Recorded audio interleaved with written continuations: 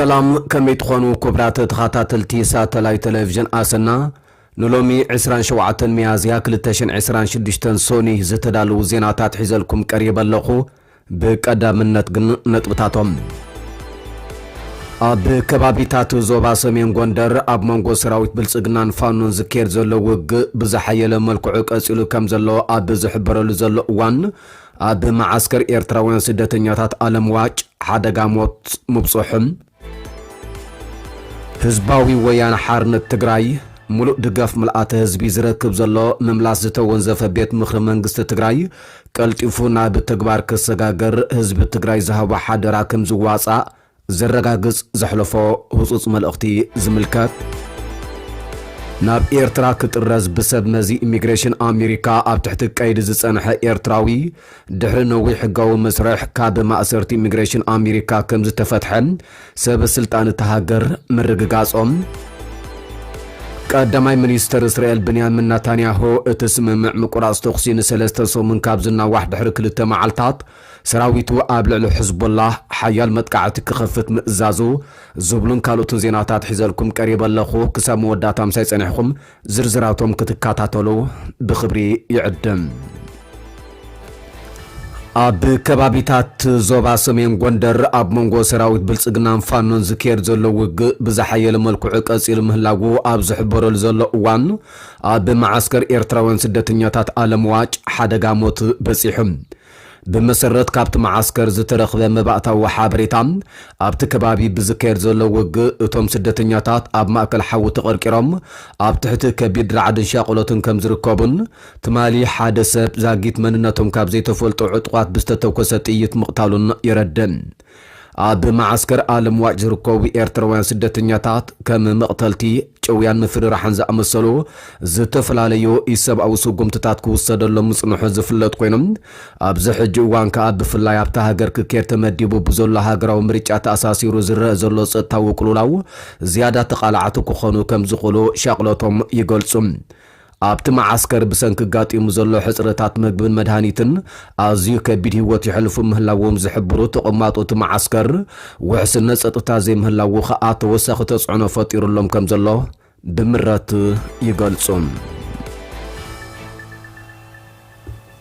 عالم لخو تكال تحلاقي سبعو مسلات هيومان رايتس واتش اب تحت وررتنا اب ماكل معقبن كل ملكع سقاي زبصحو زلو حزب معراب تግራይ ملكيتو علاو زغبر صبصاب بشمتي اب حدغا زلو حزبنا زلنا نادا زلعل يكبل حزباوي ويان حارነት تግራይ ገሊጾም اب بايتا اب لعل حزبنا زفصم زلو جينوسايد لعل تزوص صبصاب مخاننا امن بزون هيومان رايتس واتش بقصال تحتتي جينوسايد نفتح حساب زقربن وحسنت حزبنا حساب زرغاغصن زجمرو سباو تلخو اطناخيرو كم زقصل بمتمماني كبل هوحات ገሊጾም كمتي هيومان رايتس واتش ابس ابصابو زملكتهم سممع بريتوريا كاب زفرم 4 عامتات كوان تقصرم اب تحت وررت زنبر حزبنا مريتن ابايتن تحاديغو كينقاسقس تگديبو بمننتو يقتلن يساقنالهم ابايتن مريتن حزبنا نحدش تسفرتي يعدلالهم عجا اتبصعرو زنبر حزبنا معالتاو سراحون حريمو ابسناي فقاد وررت وديقلهم اب سدتن وشت تግራይና بزركوب ماكلات معقب بر حزبنا بتميتن حمامن يحلقالهم كاب معراب تግራይን ጸለምትን ወጻኢ ኣብዘለ ከባቢታ ዝነብር حزبنا ድማም ዕጽዋን ክባን ተኣውጅዎ ሰራሕተኛታት መንግስት መሃዮም ተኸልኪሎም መሰረታዊ ሸቀጣት ነዳድን ናብ ትግራይ ከኣቱ ተኸልኪሎም ባንክታት ብዘይጥረ ገንዘብ ከተርፋ ብምግባር حزبنا ዝርከቡ ዘዓቆረ ገንዘብ ከይጥቀም ተፈሪድልሎም ካብዚ ሓሊፉውን ስርዓት ብልጽግና ዳግም ሙሉእ ትግራይ ንምውራር ኣብ ዝህንደደሉ ዘሎ እዋን نسمم بريتوريا ملو بمفراس لولاو مريت تግራይ زقرارس وسانه اب محلافن نحزب تግራይ كاب سمم بريتوريا وصائي ببينا وسانه وان صانحت غزياو ممحدار بمن وحن زجمرو جينوسايد نمملا اب زوفرلو وانينا زلنا نزونيو حزباوي ويان حارነት تግራይ نزفرس سمم تسفانا غبركا حزبي كم حزبي بسلاحتا مصنات تخكل كم زيكونه گمگيمو وسانو علاوي غير زلم ህዝባዊ ወያነ ሓርነት ትግራይ ዘሕለፈ ውሳነ ነቲ ብሂማን ራይትስ ዎች ዝወፀ ኣብ ልዕሊ ህዝብና ዝበፅሕ ዘሎ ግፍዒ ኮነ ኣብ ባይታ ዝፍፀሙ ዘለዉ ተግባራት ጆኖሳይድ ከብቁዒኡ ናብዚ ውሳነ በፂሑ ዘሎ ህዝብና እውን ብዝተፈላለየ መንገዲ ስርዓት ብልፅግና ነቲ ስምምዕ መሳርሒ ገይሩ የጥፋእና እዩ ዘሎ እናበለ ከልዕሎ ዝፀንሐ ሕቶ ብምምላሱ ብዝለዓለ ናይ ቃልሲ ወኒ ድጋፉ ይገልፅ ኣሎ ክብል ህዝባዊ ወያነ ሓርነት ትግራይ ኣረጋጊፆም ዛጊት ኣብ ዝተኻየዱ መድረኻቱን ህዝብና ማእከላይ ኮሚቴ ውድብና ህወሓት ዘሕለፈ ውሳነ ምምላስ ዝተወንዘፈ ቤት ምክሪ መንግስቲ ትግራይ ነቲ ህዝቢ ትግራይ ኣንጸላሊዎ ዘሎ ሓደጋ ዝተረድአ ስልጣን ህዝቢ ናብ በዓል ዋንኡ ዝምልስ ህዝቢ ትግራይ ሃለዋቱ ንምርግጋጽ ንዘካይዶ ዘሎ ቃልሲ ወዲቡ ዝመርሕን ዘቃልስን ማእከል ክህልዎ ዝገብርን ዓቕምታት መኸተ ዘተኣኻኽብ ሓድነት ህዝብና ዘጠናኽርን ብሓፈሻ ድማ መሰር ርእሰ ምሕደራ ህዝቢ ትግራይ ዘጓናጽፍ ውሳነ ብምዃኖም ብቁልጡፍ ናብ ተግባር ክሰጋገር ብሓደ ድምፂ ይረጋግጽ ኣሎ ኢሎም ሕቶና ሕቶ ህልውና ህዝቢኦም ነዚ እውን ውድብና ህወሓት እዚ ኣብ ህዝብና ዝፍጸም ዘሎ ጆኖሳይድ ኣብቂዑ ህልውንኡ ከውሕስን ዋጋ ዝኸፈለሉ ርእሰ ምሕደራ ከምኡውን መእሰር ርእሰ ውሳንኡ ንምርግጋጽ ኣብ ዘካይዶ ዘሎ ቃልሲ መሪሕ እጃሙ ክዋፃእ ዝቃለስ ዘሎ እቲ ሙሉእ ድጋፍ ምልኣተ ህዝብና ዝረክብ ዘሎ ምምላስ ዝተወንዘፈ ቤት ምክሪ መንግስቲ ትግራይ ቀልጢፉ ናብ ተግባር ክሰጋገር ህዝብና ዝሃበና ሓደራ ከም ንዋፃእ ድማ ከንረጋግጽ ንደሊ ክብል ህዝባዊ ወያነ ሓርነት ትግራይ ኣፍሊጦም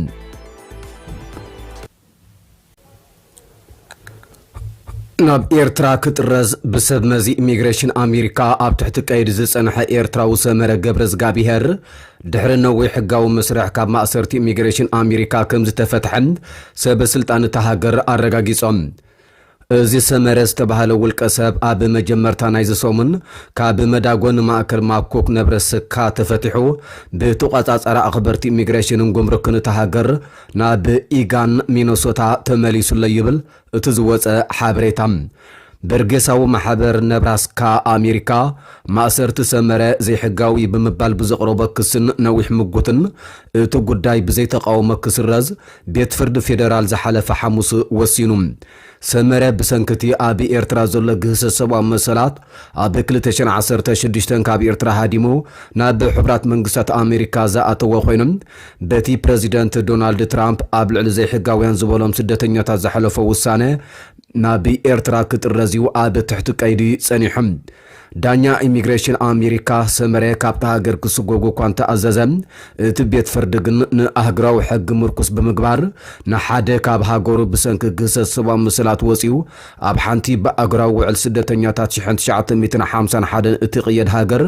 ዕቑባ ድሕሪ ምሕታቱ ናብታ ዘምለጠላ ሃገር ክምለስ ከም ዘይክእል ወሲኖም ሰብ መዚ ኢሚግሬሽን ኣብ ጉንበት 2025 ንሰመረ ኣብ ቀይዲ ድሕሪ ምእታዎም ናብታ ዝመፀላ ካልአይቲ ሃገረ ጀርመን ክጥርዝዎ እኳ ፈቲኖም እንተነበሩም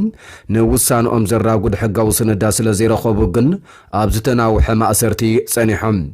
ጥበቃታቱ ሓደ ሓታት ዕቑባ ድሕሪ ትእዛዝ ቤት ፍርዲ ካብታ ዕቑባ ዝሓተተላ ሃገር ኣብ ገዚኡ ክጥረዝ እንተዘይክኢሎም ንክንደይ ዝኣክል ግዜ ኣብ ማእሰርቲ ክጸንሕ ይኽእል ዝድርት ዓንቀጽ ብምልዓልዮም ኩማጎቱ ጸኒሖም ዝሓለፈ ሰሙን እቲ ቤት ፍርዲ ብዝሃቦ ትእዛዝ ንሃለዋቱ ዝቋጻጸር ጂፒኤስ ሞኒተር ተገይሩሎም ብቐጻሊ ናብ ሰብ መዚ ኢሚግሬሽን ናቐረበ ህላውኡ ንኸረጋግጽ ብምእዛዝዩ ተፈቲሖም መንግስቲ ኣሜሪካ ጸጥታ ዶባቱ ብምሕያልን ኣብ ውሽጢ ሃገር ሰፊሕ ተፍቲሽ ብምክያድን ኣብ ልዕሊ ስደተኛታት ስጉምቲ ክወስድ ምጽንሑ ዝፍለጥ ኮይኖም ብዙሓት ስደተኛታት ናብ ዓዶምን ሳልሳይ ሃገራትን ብወታደራዊ ነፈርቲ ክስጎጉ ጸኒሖም እዮም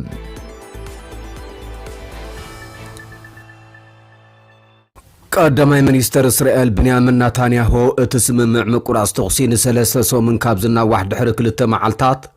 ሰራዊቱ ኣብ ልዕሊ ሕዝቦላ ሓያል መጥቃዕቲ ክኸፍት ኣዚዞም እዚ ትእዛዝ እዚ ዝመፀ ቀዳም ኣብ ደቡባዊ ሊባኖስ ብዝተፈጸመ ደብዳብ 6 ሰባት ድሕሪ ምቕታሎምን ክልቲኦም ወገናት ብተደጋጋሚ ነቲ ስምምዕ ብምጥሓስ ክካሰሱ ድሕሪ ምጽንሖም እዩ ሚኒስትር ጥዕና ሊባኖስ እስራኤል ኣብ ናባቴን ቢንት ጀበይልን ብዘካየደቶ መጥቃዕቲ 6 ሰባት ከም ዝተቐትሉን 17 ድማ ከም ዝቆሰሉን ገሊጾም ሰራዊት እስራኤል ብወገኑ ኣጽዋር ጽዒኖም ይንቀሳቐሱ ነይሮም ዝበሎም 3 ኣባላት ሕዝቦላህን ካልኦት 3 ዕጡቓትን ከም ዝቐተለ ኣፍሊጦም ሕዝቦላህ እስራኤል ኣብ የህመር አልሻቂፍ ንዝፈጸመቶ መጥቃዕቲ ሕነ ንምፍዳይ ንሓንቲ ወተሃደራዊት መኪና እስራኤል ከም ዝሃረመ ሓቢሩሎም ንናጽነት ሚድያ ዝጣበቕ ትካል እስራኤል ኣብ ልዕሊ ጋዜጠኛታት ተካይዶ መጥቃዕቲ ተቐባልነት የብሉን ክብል ኮኒንዎም ኣብዚ ቀረባ እዋን ኣማል ካሊል ዝተባህለት ጋዜጠኛ ክትቅተል ከላ ሰበስልጣን ሊባኖስ ድማ ጋዜጠኛታት ብደይ መደይ ዕላማ ይግበሩ ከም ዘለዎ ይኸሶም ሰራዊት እስራኤል ግን ንጋዜጠኛታት ዕላማ ከም ዘይገብር ዝገልጽ እዚ ከምዚ ኢልን ከሎ ኣብ ሊባኖስ ሰንበት ብዝተፈጸመ ደብዳብ ነፈርቲ እስራኤል ክልተ ህፃናትን ክልተ ደቂ ኣንስትዮን ዝርከብኦም 14 ሰባት ከም ዝተቐተሉን 37 ካልኦት ድማ ከም ዝቆሰሉን ሚኒስትሪ ጥዕና ተሃገር ኣፍሊጦም ሰራዊት እስራኤል ቅድሚ መጥቃዕቲ ኣብ ደቡባዊ ሊባኖስ ንዝርከባ ዓድታት ናይ ምውፃእ መጠንቀቕታ ሂቡ ዝነበረ ኮይኖም እቲ ስርንሒ ድማ ንወተሃደራቱ ስጋት ዝኾኑ ድፋዓት ሕዝቦላህ ንምጥቃዕ ዝዓለመ ምዃኑ ገሊጾም ሕዝቦላህ ብወገኑ ብዘካየዶ መጥቃዕቲ ድሮን ሓደ ወዲ 19 ዓመት እስራኤላዊ ወተሃደር ክቕተል እንከሎም 6 ድማ ቆሲሎም ኣለዉ ክብል እቲ ዜና ኣረጋጊጾም እስራኤል ግን ካልኦት 3 ድሮናት ዶብ ቅድሚ ምስጋረን ከም ዘፍሸለተን ሓቢራ إذا حدش وتهدرو مسحاب زكير زلو كلتين هاجرات كاب 16 ميازيا جميرو آب سممع مقراس تغسي آب زركبالون تسممع دما زحلف حاموس نتوسخ 3 سومن آب زتنوحالون وانيم قداماي منستر بنيامين نتانياهو حزب الله نتي سممع يفرسو كم زلو بمتقاس إسرائيل رئسان مكلخالن سقاطات نمفشالن ناي منقسقاس ناصنت كم زلوا أسميرولهم آبت دبلوماسيا وشنخ دما منستر وصاب قديات إيران عباس أراكشي مس واشنطن ككيد بزعبا زحسب زلو زيت السلام نمييت آب باكستان عدد دحر مقبارم مس فلاديمير بوتين نمرخاب ناب موسكو كم زمرح يتقاسم بريزيدنت دونالد ترامب مس إيران زكير زيت عدل نمهاب نتو تغسدو ناي مبال غزيا كوانتنا وحم اتنا بإسلام آباد باكستان كجبر زنوبر عدد فليات الأغاد جن كم زيت سرزة تفليت اللهم زكنتات نتتأفاف السلامة زوبا اب تحت عابي سغطي يودو اللهم